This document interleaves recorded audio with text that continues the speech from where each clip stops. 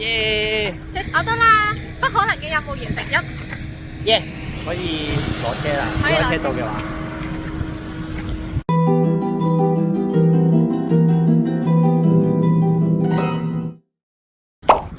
我哋今日就嚟呢度考車牌，跟住我哋係第一個到達，因為呢度開7點鐘啦，然後我哋6點3已經嚟咗，同埋今日好彩唔係好凍。我哋終於要挑戰下呢一個難度係數好高嘅原因係因為會好多人排隊，但我哋而家呢度係完全冇人嘅咯。希望我哋一 take pass 啦。耶！快啲做完，快啲走。我琴日有好努力咁樣温咗一晚嘅書。佢學霸嚟嘅，所以佢一日就搞掂。我都玩咗幾日。你希望我一日就可以搞得掂。我而家再温習下記下啲嘢先。我想講呢度現場冇人㗎，你睇。我哋考完啦，成功咗一 take pass。佢佢話我哋好快，會唔會要我哋出貓？我哋出去先。強烈建議大家可以嚟呢一度考，因為係勁快啦。我哋半個鐘就搞掂咗。7點鐘開門，跟住我哋而家幾點啊？7點半我哋就已經離開咗啦。上埋車添啊！跟住我哋應該登記嗰個時間係耐過我哋做嗰個時間咯，同埋佢勁驚訝我哋點解做得咁快啦，跟住佢話啲人keep 住好耐都做唔完咁樣咯，但係唔明點解40題係可以做唔完啊？哦，好驚訝，究竟要做得幾慢先會令到佢哋咁樣諗？同埋我揾咗一陣，佢到底點樣教中文咯？我哋走嘅時候呢個 station 都係冇乜人嘅，但係我哋會好明白點解佢要等咁耐咯，因為第4個人喺我哋做完之後，第4個人都仲未登記完。佢來係登記咯，早啲到係好事嚟嘅，早啲到點都好啲。係，我哋已經翻屋企啦。咁之後喺4月份嘅時候呢，我哋就上咗呢個保險班啦。咁佢係可以縮短 G2 等候時間4個月啦，同埋佢可以令到你有保費嘅折扣嘅。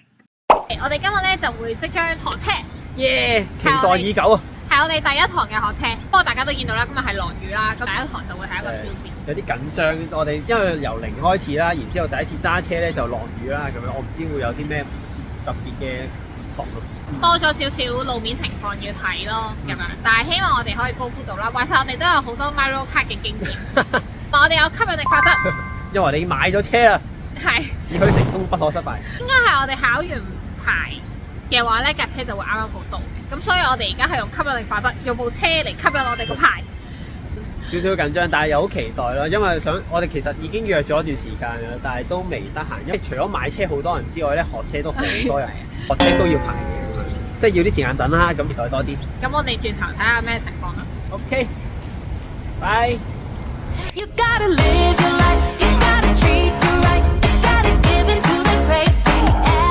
然後喺5月到7月嘅時候呢，就開始咗我哋嘅學車之旅啦。咁因為我哋同第一個師傅呢都真係唔係好夾，咁所以我哋好快呢就已經揾咗第2個師傅啦。然後好快就已經去咗考試啦。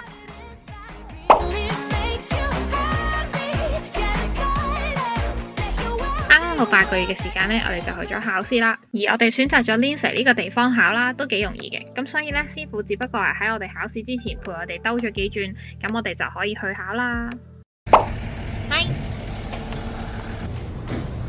佢太早啦，3點02分。緊張啊！唔知會有意外咧。冇事嘅，吸引力法則。加油！係佢考完到我考，跟住我哋今日見到我哋個 friend 冇約埋，竟然喺同一個 centre 度考，我都好擔心。你考完 pass 咗，我就冇咁大壓力噶啦。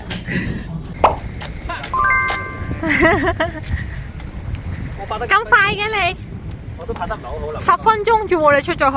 係咪好快啊？耶！恭喜晒，恭喜晒！加油啊你！到我啦。呢個哥哥仔幾好。搞掂！耶！幾快！我哋都拍晒啦，拍晒！我哋帶你入去攞嗰張證。耶！耶！我得啦，不可能嘅任務完成1。耶！可以攞車啦，可以攞車到嘅話。Hi，我哋已經考完試翻嚟啦。耶！好興奮啊！終於考到啦，我哋。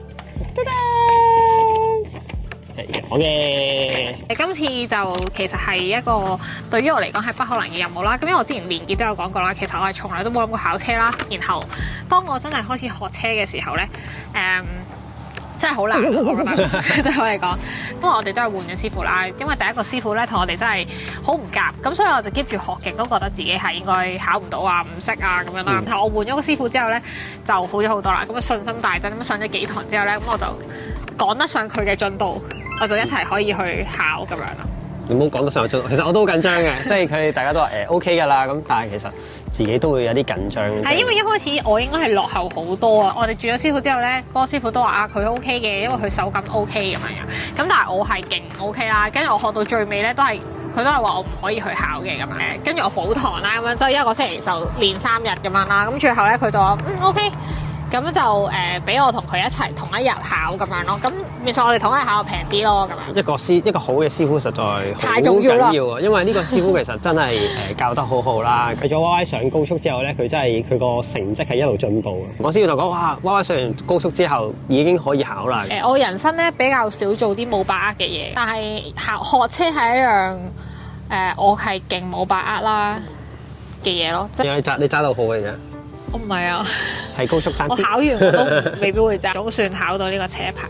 實在太好啦！好感動。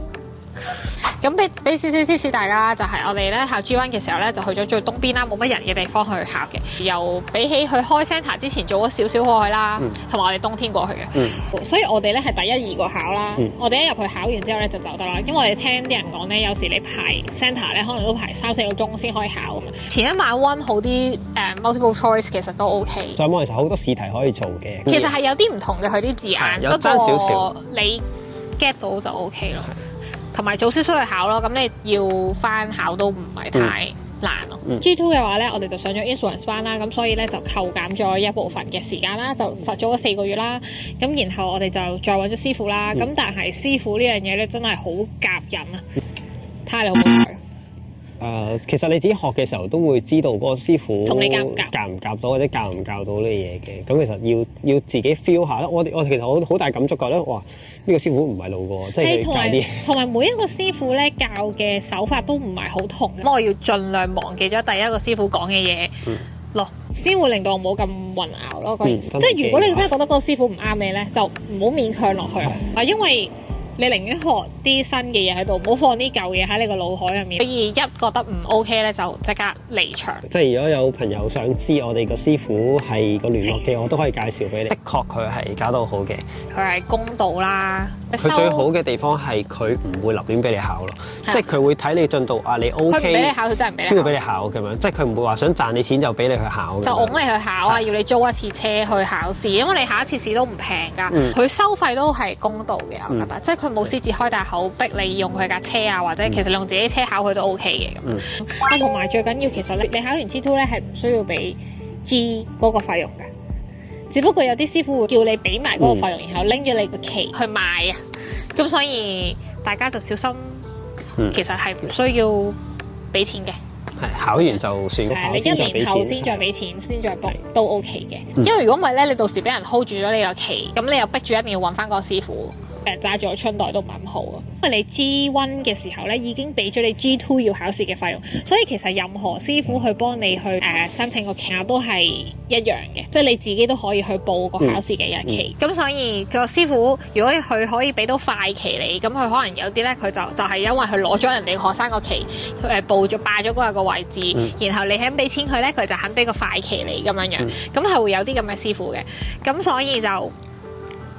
睇下你有冇需要咯。我哋個師傅咧就直情係佢真係攞我哋個旗去3更半夜幫我哋攝旗，所以真係好好嘅師傅。係啊，佢唔係去買賣嗰啲旗咯，咁佢冇謀取呢個暴利咯。係咯，良心嘅。以上嘅建議就係咁咯，希望我哋可以快啲攞到車啦。祝大家都考車成功，又祝大家最中意祝大家就係咁啦。攞到車之後，我哋再拍條片俾大家啦。拜拜。而家佢哋兩個，你哋又拜拜。拜拜。佢兩個，佢兩個親親。拜拜，拜拜。你嗌佢拜拜，佢喵喵。